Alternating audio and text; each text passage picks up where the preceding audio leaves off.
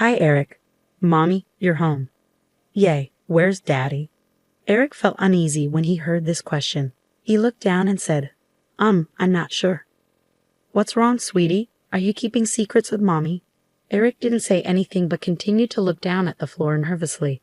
I could tell something wasn't right. I called my husband, David. Where are you? I came for a vacation with our son. I ended the call and we quickly packed our bags and left the house. Hi, my name is Caroline and I'm 40 years old. I'm married to David, who's 42 years old. We've been married for the last 10 years. David and I used to work at the same office, which is how we met. We fell in love and got married. We were a happy couple. 2 years after David and I got married, our son Eric was born, and our family felt complete. Eric is now 8 years old. Soon after we got married, David found a better job opportunity at a different company and decided to switch. I continued working at the same company, and over time, I got promoted to a senior position. This new role required me to travel for a few days each month for business trips. When Eric was 3 years old, I was offered another promotion at work. However, it came with a condition. I would need to travel for business reasons a few days each month. I hesitated to accept because Eric was still very young, and I didn't want to leave him alone. But David reassured me. Don't worry, honey. I'll take care of Eric. Are you sure? Eric is still so little. Absolutely, he's my son too. And it's just for a few days. Okay then, I'll take the promotion. David always supported my work. He would take care of Eric when I had to go on these trips. I was really thankful to David for being so caring and supportive. Everything was going well until one day my father-in-law called.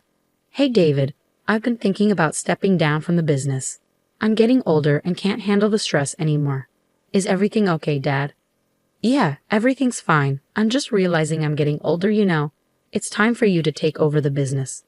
David, this isn't unexpected. I've let you have your way with everything until now, but this is something you need to do for the family. Dad, you can't make me do this. I'm not making you do anything. Just consider it. How long will you keep working a regular job? The business will give you flexibility later in life. But Dad, you're my only heir. If you don't want to take over the company, I'll have to sell it because I can't handle it anymore. I didn't intend for it to sound like that. Alright then, how about you start by working here for a month and see how it goes. But Dad, you've been running the business so smoothly for years. I'm worried I won't be able to manage it as well as you. You'll learn as you go along. I didn't know anything about business until I started doing it myself. Okay Dad, I'll give my notice at work and wrap things up there. Even though David enjoyed his job, he knew he would have to take over the family business eventually. He was prepared for it, but he didn't expect it to happen so soon. After David joined the family business, I started noticing changes in his behavior. He would come home late, spend evenings on his phone by himself, and often be away on weekends. This went on for a few months. Eventually, I couldn't ignore it anymore and decided to talk to him about it. David, is everything okay with you? Yeah, what's up? I've noticed a change in your behavior over the past few months. What change? I don't understand what you're talking about. I wanted to address the issue so we could work on it together, but David seemed to brush off any problems. I became frustrated with his dismissive attitude. Don't act like you don't know what I'm talking about. You come home late almost every day. And when you do come home early, instead of spending time with me or Eric, you're glued to your phone. David responded firmly, I'm busy. It's not like when I worked for a company and could finish at 7 p.m. This is my business now. I have to give it attention even after I get home. I need to coordinate with other departments over the phone. What about the weekends? Yes, sometimes we have to work on weekends too. Feeling overwhelmed, I left the room to calm down. While David's reasons made sense, I couldn't shake off my concerns. I could sense a growing distance between us, though I couldn't quite explain it to David. I decided to give him the benefit of the doubt and allow him time to adjust to the business. Besides, he was a loving father to Eric and took good care of him when I was away. He even made sure to take Eric on small vacations during my business trips. As time passed, David became even busier with the business. Sometimes he wouldn't come home at all. Despite living under the same roof, we hardly communicated. I started wondering if my work was causing this distance between us. I often felt lonely, with no one to confide in. My parents were elderly, and I didn't want to burden them with my problems. I had lost touch with most of my friends as I became preoccupied with family and work. David's presence in my life seemed minimal. My only solace was Eric. Although he was too young to understand my troubles, spending time with him brought me joy and relief. However, I began to notice changes in Eric. His grades were dropping, and he was spending excessive time playing video games. David spoiled him with expensive video games and toys, which only seemed to worsen the situation. The next time David brought home expensive video games for Eric, I couldn't help but feel concerned. I disagree, David. Eric already has plenty of video games and toys. Adding another one isn't necessary. What do you mean? Can't I give gifts to my own son anymore? What's the problem? Eric's grades have been slipping, and he's constantly distracted by video games. It's not good for his development. He's my son. He'll figure it out on his own. You don't need to interfere. He's my son too, David. I want to make sure he's raised to be educated and responsible. Are you implying that I'm irresponsible? I've been looking after Eric since he was 3 years old while you were away on your business trips. I was taken aback by his accusation. He had willingly taken on the responsibility of caring for Eric, and as his father, it was his duty too. But it was you who encouraged me to take the promotion and said you'd take care of Eric. Yes, I did. You should appreciate my support instead of constantly criticizing me. I've always appreciated your support for me. That's why I'm still here, despite your distant behavior. His words hit me hard, and I couldn't hold back my tears. Please don't try to paint yourself as the victim here. I lost my temper and yelled at him. I'm done with you. I don't feel any affection or gratitude towards you anymore. Taking care of Eric was your responsibility as a parent. I don't owe you anything for that. David shouted back, You're so ungrateful. Women like you can never be happy or keep their husbands happy. It was the first time David had spoken to me like this. Even when we weren't getting along, he had never been cruel. But now, he seemed like a different person. His words cut deep, and I couldn't help but cry. I locked myself in the bathroom and sobbed uncontrollably. Eric overheard our argument. When he saw me locked in the bathroom for a long time, he started knocking on the door, crying, Mommy, please come out. Eventually, I washed my face, unlocked the door, and hugged him. Mommy, I was scared when you stayed in there for so long. I'm sorry, honey. I was just taking a long bath. But your hair is still dry. I chuckled and pinched his cheeks. You're quite clever, aren't you? How about spaghetti for dinner? Eric's eyes lit up. Yes, spaghetti. His excitement brought a smile to my face, pushing aside my worries. Meanwhile, David remained on the couch, engrossed in his phone. I prepared dinner for Eric and tucked him into bed. With an early flight for my business trip the next morning, I packed my bags and left a note with my travel details on David's desk. Since our relationship had grown distant, I always left a note with my travel plans for David so he could make arrangements for Eric or take him to my in-laws' house the next day. I went on my scheduled trip, but the recent arguments with David weighed heavily on my mind. I couldn't focus on my work.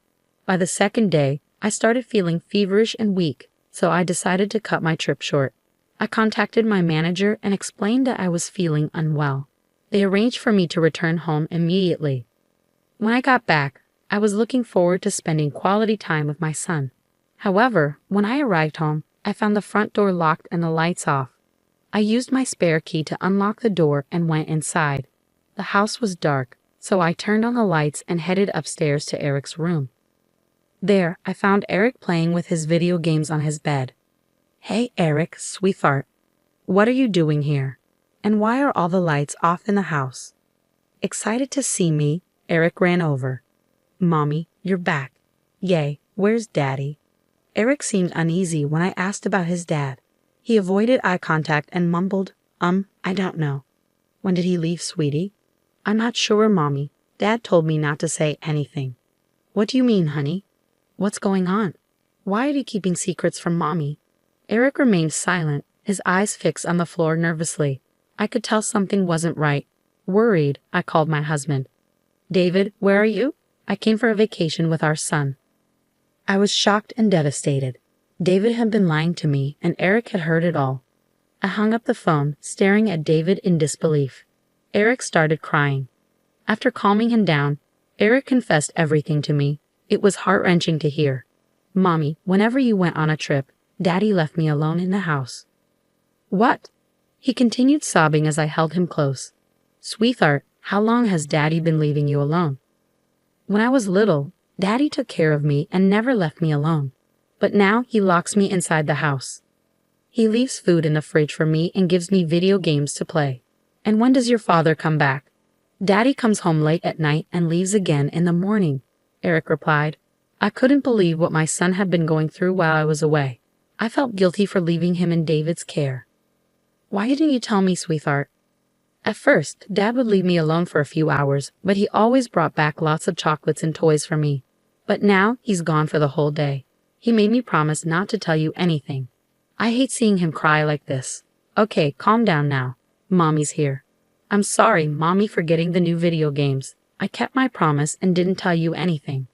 "I'm sorry, sweetheart, that you had to go through all of this. I couldn't believe what I was hearing. What kind of father would do such a thing?" David was rewarding Eric for keeping this terrible secret. I felt sick to my stomach. I couldn't bear to stay in that house any longer or let my child be around such a man. We packed our bags and left immediately. I hired an investigation agency to look into David's actions. After dropping Eric off at my aunt's house, I went to David's parents and told them everything. My mother-in-law couldn't believe that David could do such things. "Caroline, please don't rush into anything.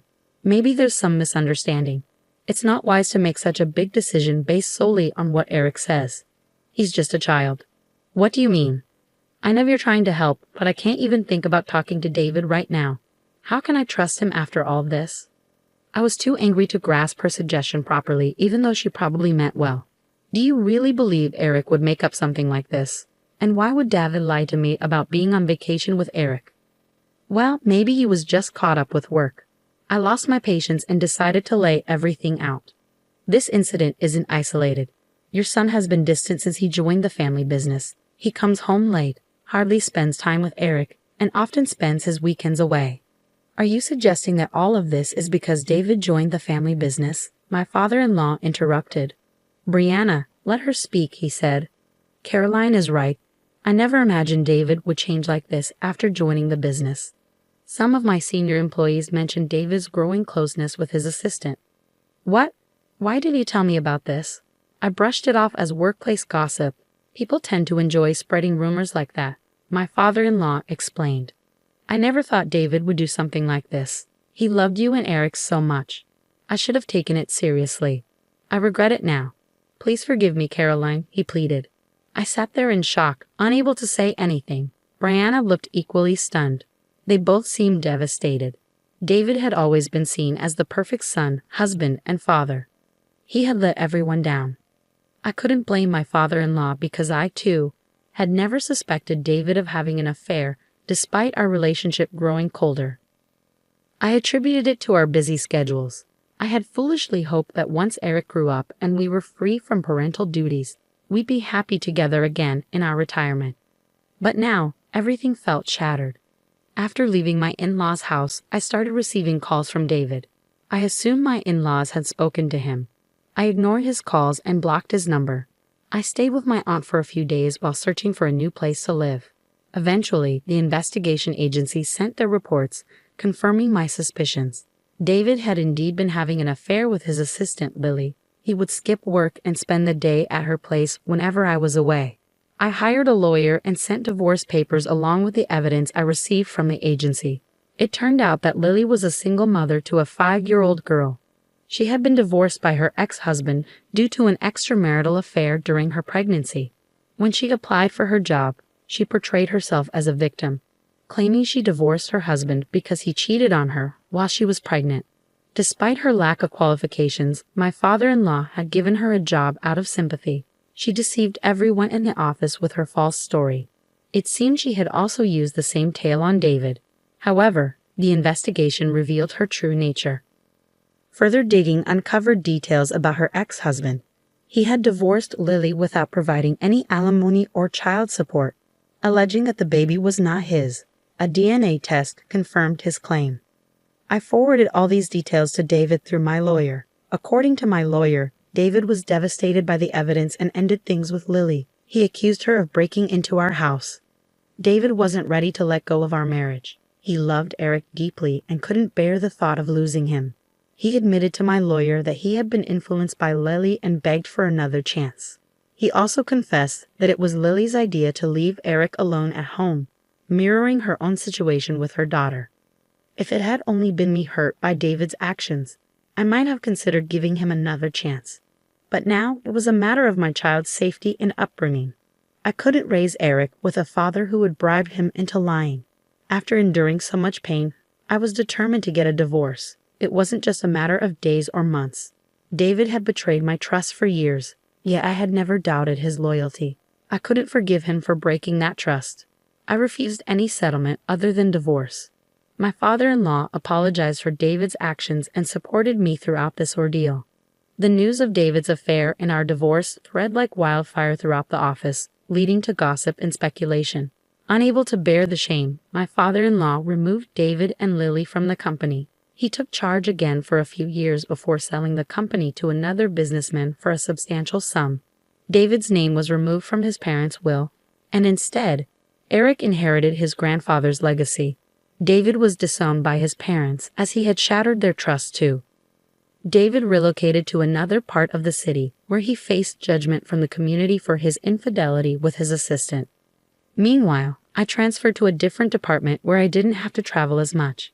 This allowed me to balance my work and home life more effectively. I hired a full-time nanny to care for Eric, ensuring he received the attention and care he deserved. I'm considering leaving my job in a few years. I've saved enough for my retirement and want to enjoy life to the fullest with my son. My greatest wish is for Eric to grow up into an educated and responsible individual, and I'll do everything in my power to ensure he receives